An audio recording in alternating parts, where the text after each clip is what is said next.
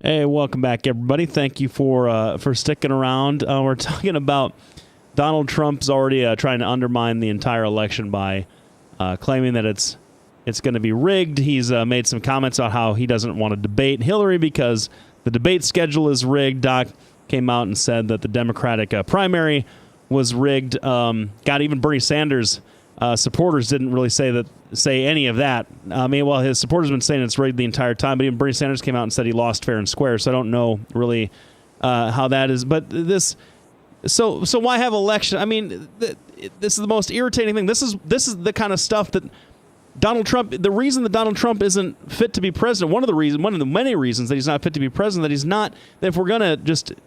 We don't need to. We can feel brave in saying that because we don't have to admit that just because you have the votes of a few million people in a Republican primary that isn't representative of the entire Republican Party just by the numbers, we don't have to treat it with any sort of legitimacy. He doesn't see the process as legitimate. So he comes out and says these things about, well, if you don't vote, if I don't win, you can't trust the process unless I win. That's crazy town. That's absolute crazy town. How can you then say that we have a legitimate democracy ever? Then why run for the office? If you don't believe that the process is fair, then why run for the office? Well, and that's that's something we've talked about before. There's a lot of people that feel disenfranchised by the entire process. Those people don't vote. Those people don't vote. And and you're right. And the thing is I was looking at this article on Flipboard, and they were talking straight out about how only 9% of people elected these two people to run for president. Yep. So you have 91% of the people not participating.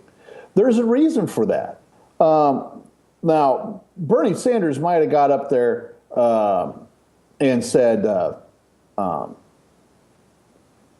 Bernie Sanders might have got up there and said, well, geez, I lost fair and square, and Hillary, she's a fine gal and the rest of it. But the bottom line is he accused her the entire campaign of dirty tricks, rigging the vote, everything else. And W. Wasserman Schultz had to step down because the emails that were revealed proved that is exactly what they did. Completely wrong. Because you're completely wrong. Because he went, no, I'm completely right. No, you're not. It shows it right there. No, it doesn't. It doesn't say anything like that.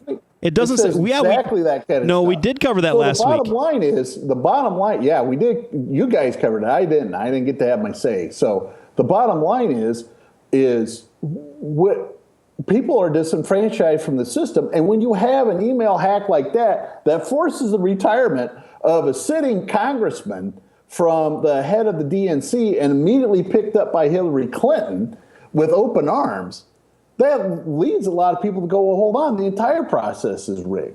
And that's legitimate on either side. It's offensive to suggest that, because what you've just done is you've disenfranchised the millions of people that voted for Hillary Clinton.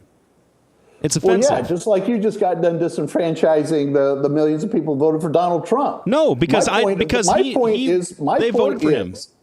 Yep, my point is, so many people don't participate in this process simply because they do think it's rigged. And when you have something like the Debbie Wasserman Schultz fiasco happen, that reinforces people's idea that, yeah, it is all rigged. The Debbie Wasserman, what the DNC, what a few people of the DNC, 7 email accounts, were the product of this hack that happened. What those folks demonstrated was that they had a preference for a particular candidate. That is gross. That is not something that the Democratic National Committee should be engaged in. I'd be curious to know what the RNC thinks about Donald Trump, by the way. But that's not something they should be engaged in one way or the other.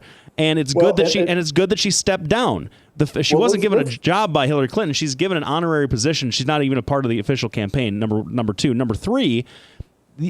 There's no evidence like this idea. So they expressed a preference. They had maybe a debate schedule that wasn't as favorable. I don't even know what kind of argument that is.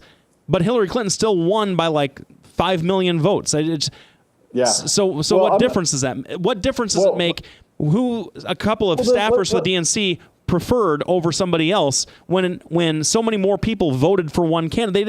If you're suggesting that they came out, if you're suggesting that they came out and all the 5 million votes or 6 million votes to give Bernie the win were fraudulent, where is the evidence of that?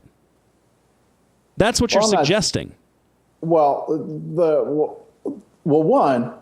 you don't have your DNC committee lead step down in disgrace and immediately be brought into the campaign. Whether she has an official role or not, it still looks really bad. Even you have to admit that. Number two, if you want, we'll leave the DNC alone. Yeah, the Republicans actively sought to trip up Donald Trump every step of the way.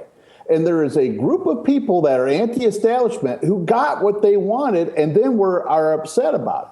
The bottom line is, and I was having a conversation with the rabbi today on Facebook.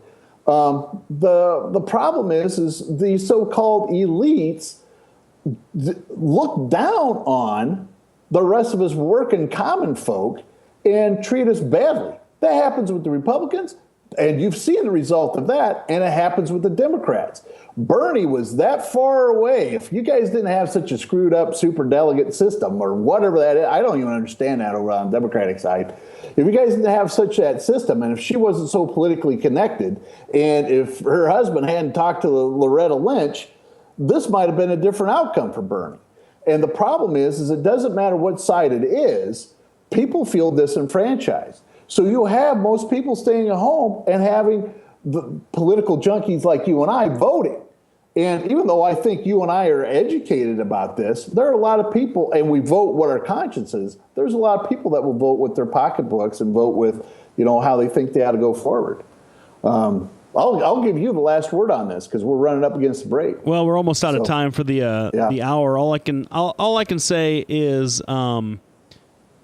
if you don't believe that we have the process, we have a fair democracy, the answer is not to be crabby and stay home. The answer is to get involved. Yes, absolutely. And I think that this is going to be a very negative campaign and make people a lot more upset with politics and not want to be involved, and that's a real shame. I think that we have I can't say a pox on both their houses because we have one political party who nominated a woman who has been who's been mischaracterized as a corrupt liar for her entire political career, who has done just an amazing amount of work in public life, but also in the private sector with the Children's Defense Fund, and her work as a legal aid attorney, and so on, and then leading initiatives while she was the First Lady of the United States. And another guy who has been a success in business, who has failed in business. I mean, I don't really give him too many bad props for that because people fail in business all the time. Who's had successes and failures, who seems to have contributed to raising a pretty good family, but who's the definition demagogue. And I don't think that the choice is a very close one. And so Trump all the way. And so what's that? What's that? Trump all the way. And so what I say all that to say, don't be discouraged, folks. That you have a role to play in this upcoming general election. I think that people that volunteer for the Trump campaign and do work for him, they have valid concerns that need to be addressed and need to be talked about. But the choice is pretty clear, and don't be upset. And as President Obama said on Thursday night, don't boo, vote. So, Doc, we got to thank our producer Maddie, who has done such a great job in hooking this up for us today. We got to thank our sponsors, and a special thanks to you for Skyping in all the way from Ukraine. Oh, no problem. I always enjoy. Like I sent you in a message. I know you miss me. Yep. And so I haven't felt that love yet. So I can't wait to get back in the studio. Because one of the things I miss is our inter-segment chatter. That's always a lot of fun. So. Well, I do miss you, and if you can't feel the love, it's because I'm not in very good physical condition. Usually my love can extend probably to about Greece. If I'm running every day and my weight is down, so it's not quite making it all the way to Ukraine. Oh, man. All right. Thanks, man. See you next week. Yep. Thanks, everybody. Good night.